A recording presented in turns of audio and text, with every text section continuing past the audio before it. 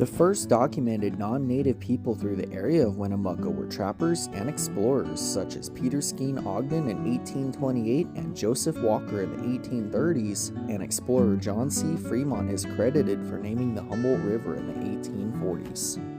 The 1840s also saw the beginning of immigrant travel through this area as the United States' western expansion began and thousands of men, women, and children made the trek along the California Trail. Initially, they were lured by the tales of rich western lands that had proven successful for trappers and settlers.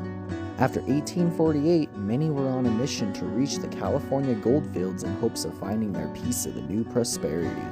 Many, in need of campsites and supplies during their journey, found both in the vicinity that is now Winnemucca in the 1850s. Immigrant journals mention campsites along the Humboldt River and even a few trading posts, but there was no permanent structures at this time.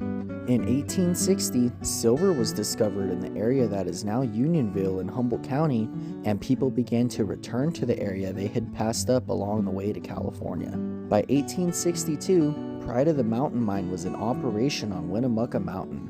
Around this time, silver was also discovered in Idaho, and traffic began to increase between Idaho and California.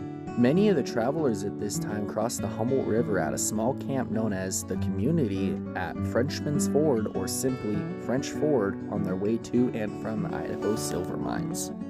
And in 1865, 3 years after the Pride of the Mountain Mine was established, Joseph Jenica built a bridge over the Humboldt River.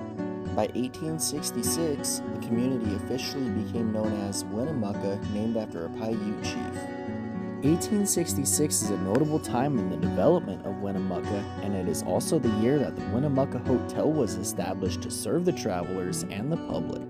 Winnemucca even had a post office established inside the Winnemucca Hotel.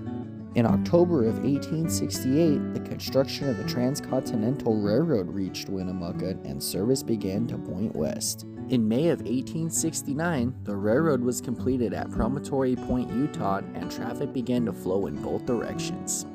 The railroad generally enhanced Winnemucca's growth and development as it became a shipping point that it also supported the local expanding mining and agriculture industries. As a result, by 1873, Winnemucca had taken the county seat from Unionville. And with the invention of the automobile, new roads and highways were built following the path of the old trails. The first major highway to pass through Winnemucca was known as the Victory Highway, which was established just after World War I. By 1938, the highway became known as US 40, and finally in the 1970s, construction on modern Interstate 80 began. For over 170 years, these named trails turned interstate roadways have been bringing travelers through Winnemucca for typical necessities such as food, fuel, hotels, and many more. Notably, Winnemucca's commercial downtown has survived several devastating fires, such as the 1891 fire that took out the middle of Block Q and the 1905 fire that destroyed Blocks T and S. And then the 1918 fires that burned down the Humboldt County Courthouse and destroyed the 4-story El Dorado Hotel, and in 1919 another fire decimated Block I on Railroad Street.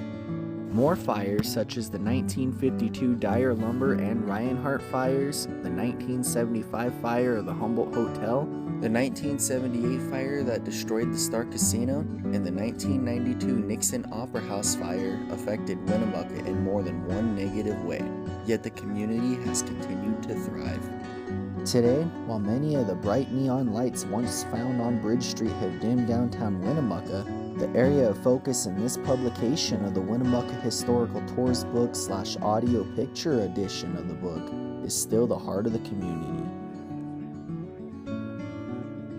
Mining and agriculture are still the major economic drivers of Winnemucca, and Winnemucca is still a desert oasis for thousands of travelers annually.